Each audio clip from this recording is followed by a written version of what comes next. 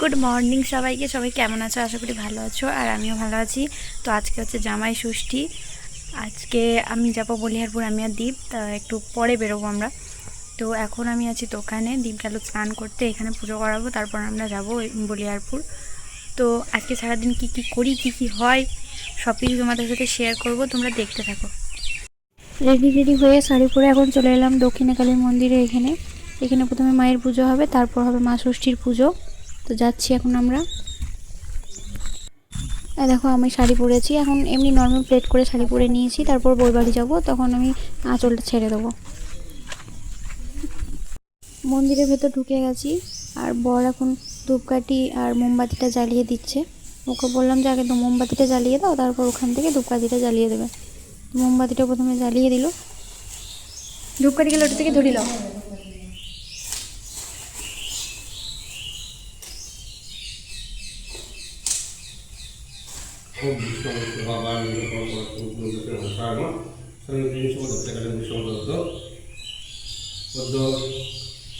আকার মাসিক ভাস্করী শুক্লপক্ষে সপ্তম বিশু মধুগুপ্ত সুশান্ত রায় দাস সমন্বয় দাস বিচরণায় দাসী বৈশালী দাসী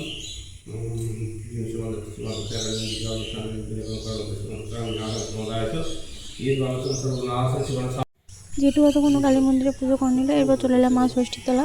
এখানে পুজো হচ্ছে মা ষষ্ঠী। নিয়ে দেশ লাইট আনলে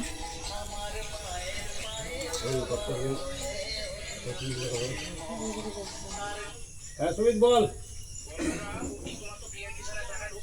হ্যাঁ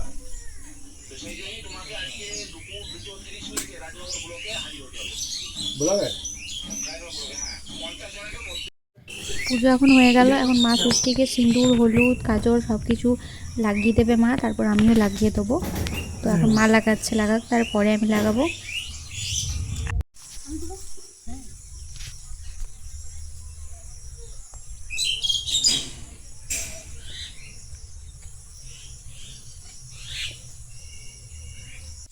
বিয়ের পর এটা আমার দ্বিতীয় ষষ্ঠী, কিন্তু ধরতে গেলে এটাই আমার প্রথম ষষ্ঠী। কারণ বিয়ের পরপরই আমার বরের ঠাকুমা মারা গেছিলো, তার জন্য আর কি ষষ্ঠী পুজো কিছু হয়নি। তো এবছরই প্রথম হচ্ছে আমি এই ষষ্ঠীতলাতে এসে পুজো দিচ্ছি বিয়ের পর। আর আমি বলিয়ারপুরে যাব বিয়ের পর প্রথম ষষ্ঠীতে। তো এই অনুভূতিটা একটু আলাদা টাইপের। যাদের প্রথমবার বিয়ে হয়েছে তারা এই অনুভূতিটা বুঝতে পারবে। তো এখন আমাদের সব কিছু কমপ্লিট হয়ে গেছে ওখানে, তাই আমরা এখন যাচ্ছি বলিয়ারপুর, আমি আর আমার বর গাড়িতে করে। তো চলো এখন যাই, তারপর ওখানে গিয়ে আরও কী কী হয় সব কিছুই তোমাদের সাথে শেয়ার করব। এই হচ্ছে আমার বর এখন গাড়ি চালাচ্ছে। তো চলো আমরা যাই।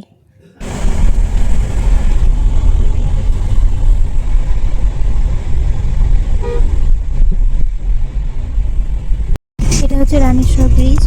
তো রানীশ্বর ব্রিজের ভিউটা তোমরা একবার দেখে নাও। আমার কিন্তু দারুণ লাগছে, আমার ভেতরের অনুভূতিটাই আলাদা ছিল, সেই জন্য সব কিছুই আমাকে খুব ভালো লাগছিল আজকে আমার সেই দিনটাতে। তো চলো যাওয়া যাক।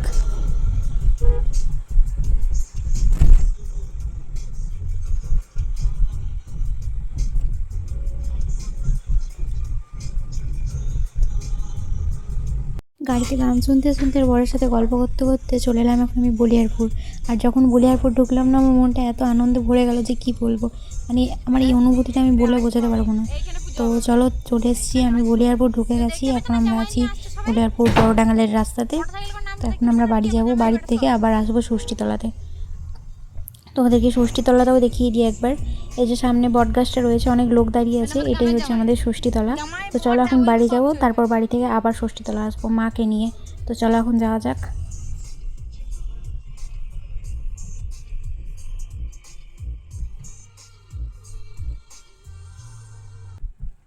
তাই করবো গো।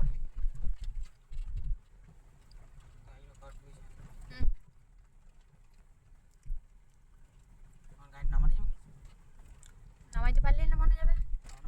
হ্যাঁ, তাহলে একবার ঘুরতে হবে নামাইতে গেলে। এদিকে নামানো হবে না।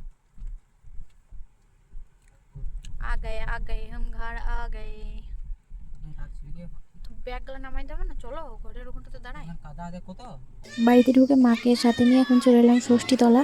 এই যে সামনে বুনি দাঁড়িয়ে আছে, মা ওইখানে দাঁড়িয়ে আছে। তো চলো এখন মা পুজোটা করে নিক। এখন মা দীপকে ফোঁটা দিচ্ছে আর ষষ্ঠী সুতো বেঁধে দেবে। তো চলো মা ওকে দিয়ে দিই, তারপর ওকে বাটাটা দিয়ে দেবে। তো চলো তোমরা দেখতে থাকো।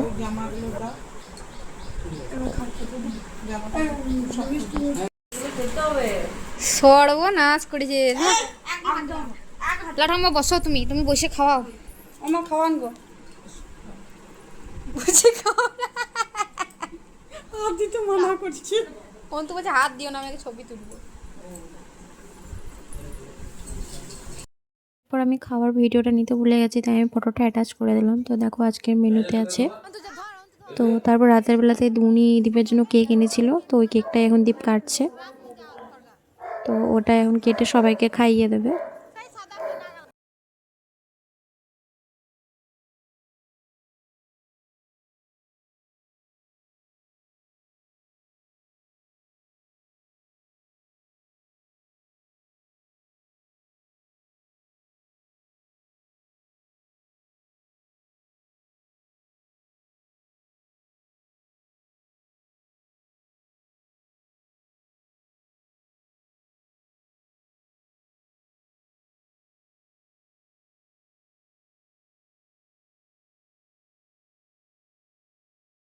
মুখের দিকে ফেনাটা না থাকে।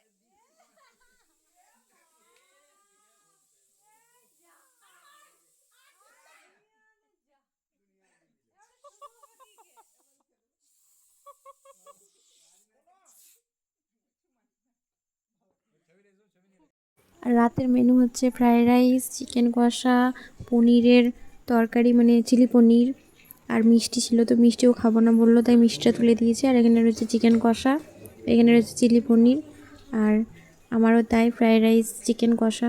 আমি পনির খাবো না বলে পনিরটা নিইনি।